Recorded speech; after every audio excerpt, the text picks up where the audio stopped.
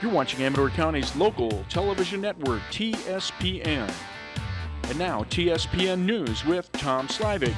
Comprehensive news because in today's world, you need more than just sound bites.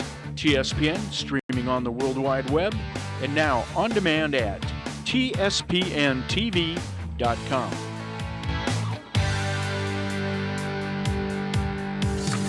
Hi everyone, I'm Tom Slavik, and with me is Jeff Gardner, City Manager of Plymouth. Good to be here. Well, I'm glad you're here.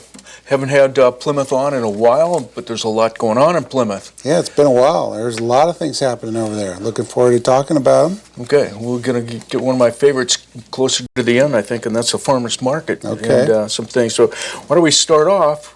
It seems like we've been talking about it for years now, the intersection at 49 and Main Street, right? The SR 49 and Main traffic circle, or roundabout as it will be called. Yeah, that's getting closer to fruition. We did push out past June 30th, was when we hoped to have our funding all locked in and all the right-of-way done. Didn't make that deadline. We have a couple of people that are still haggling with us, so we're having to go to eminent domain on a couple parcels, but we'll do that and we'll move forward. And we still anticipate, I lost $1 million in funding. I hope to backfill that sometime this year, and then we hope to go to construction sometime around March or April of next year. Looking forward to that. It's going to be a great project. So funding seems like it's there now? What? The funding is there. We had $1 million that had to be used by June 30th, and since we didn't make our RTL deadline, that we lost that funding. That got shifted to somebody else's project, and so we'll have to reapply this year to pick up that additional funding for the new fiscal year. But that's not uncommon in Caltrans projects. Okay, all right, that's good. Okay, well, yeah, there's some new businesses out in the Plymouth itself, and want to talk about the Amador Brewery. You tell me, have a picture of that up there? No, I don't see one, but it looks, oh, there we go. Yeah, it's great. And I see you've got a growler here. We're really proud of our brewery. We have the first modern brewery in Amador County. My understanding is there used to be maybe a couple here, maybe in Jackson or Sutter Creek in the old days. But this is a new brewery, brand new facility. A guy named Will Pritchard came to me and said he wanted to put a brewery in Plymouth. I said, now's the time to do it. A lot of people going up to the Shenandoah Valley. A lot of guys like to jump off at the brewery, drink some beer, and the ladies go up and have some wine. So it's worked out really well for him. He's been very busy. He's got a food truck. I think he may even have a little music there on weekends and stuff. So I'm really, really happy to see that he's going well. And from what I understand, he makes really good beer. Right, and it's been around Amador County, so he's promoting it very nicely. It's a lot of events for people to be able to try that beer. From what I hear, people really like that as well. Good. I have not tried it yet, so I'm looking forward to that sometime. Okay. Well, I'll give you some of this, but this is empty. Yeah. But he's also been on, on Laugh Out Loud and that. So that's great. People are certainly, I think, know about the Amador Brewery. And we want to talk a little bit about last year around fair time. Actually, it was at fair time. We had the sand fire. And that was that affected the Arroyo Ditch as well. Right. I think, as I've discussed on previous shows, we have a ditch. We have a pre-1914 31 cubic foot per second diversion right on the Cosumnes River, the Middle Fork, 6 creeks in the South Fork of the Cosumnes River. A significant water right. We have a ditch which brings it into town. It's about 16 miles long, and 9 miles of that ditch burned up in the sand fire last year.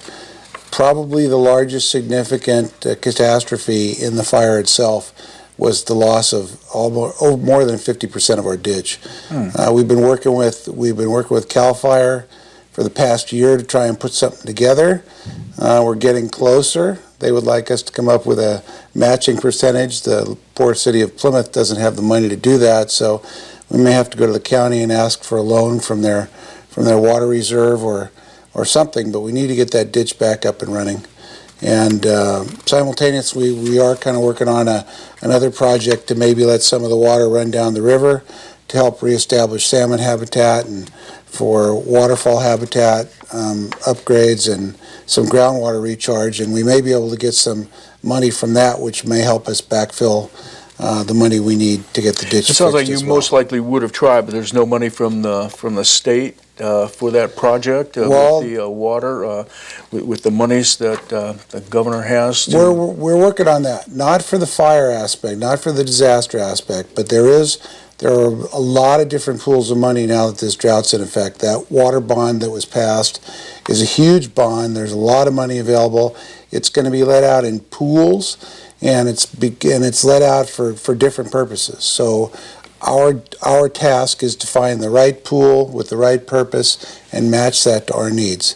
And I think if we can do that, we should be able to work in conjunction with maybe some private groups, and maybe with the county, and maybe with the regional water IRWMP, MAC IRWMP group, to try and do some extensive work on the ditch for conservation purposes, and to allow us to bring more water into the county, and potentially maybe even sell some of that water to repay it. Okay, how much? What was the right that I guess the amount of water that Plymouth has? We have pre-1914 water rights typically are measured. Oh, that's good. You have pre-1914. It's a senior water right on the Cosumnes River. Okay.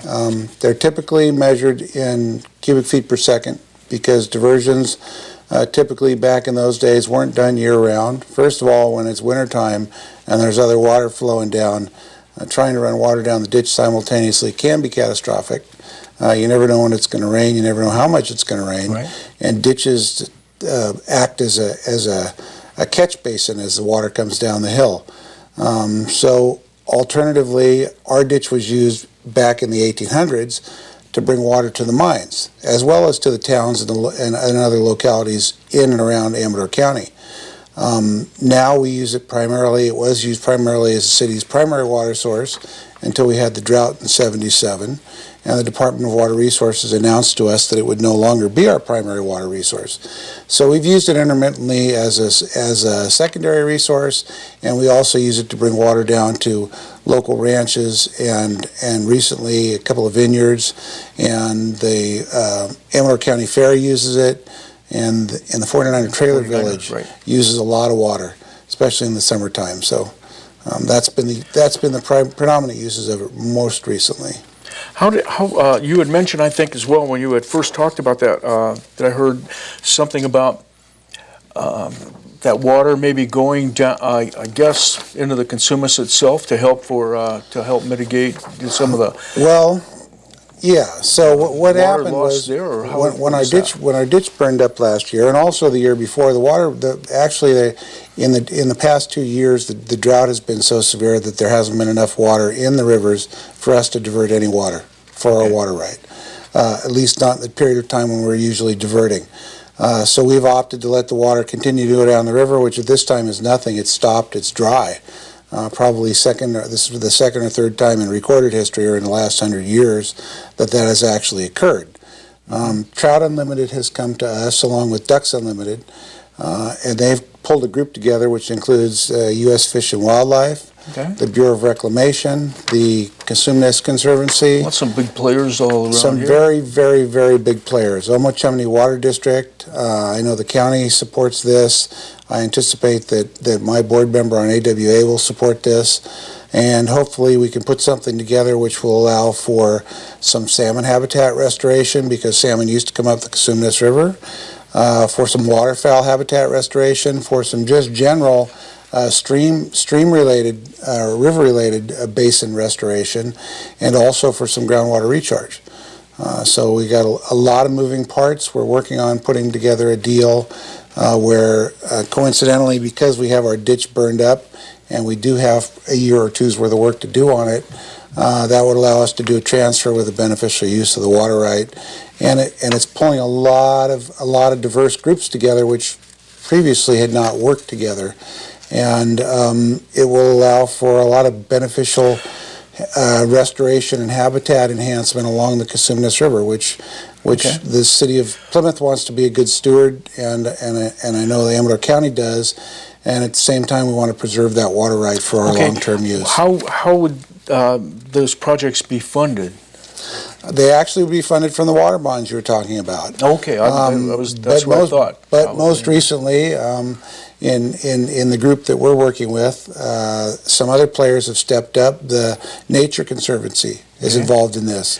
They have stepped up and said they may put some money in. Fish and Wildlife, U.S. Fish and Wildlife. So has with all of stepped up. those parties that are stepping up to the table on this, it would probably raise its level up in the grant process and the standings? We certainly hope that that's what that does, especially for the type of restoration we're talking about doing is unprecedented in the Cosumnes Basin in a long, long time.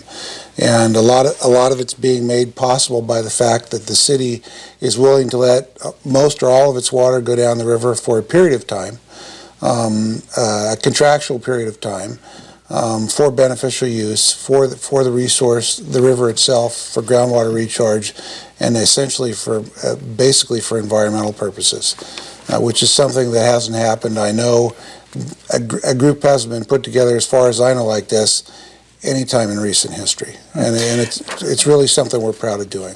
Who is steering that, or the lead agency with that? It actually, Trout Unlimited is the lead agency on this. They've funded the grant writer. They've funded a group to put this together, to vet it out, to work with the different agencies. A woman named Melinda Herzl has spearheaded it, and she's been working closely with us, with Omo-Chumney Water District, U.S. Fish and Wildlife, U.S. Bureau of Reclamation, Trout Unlimited, Ducks Unlimited is involved, the Nature Conservancy is now involved, the Cosumnes River Conservancy is now involved. From my understanding, the Foothill Conservancy is now supporting it.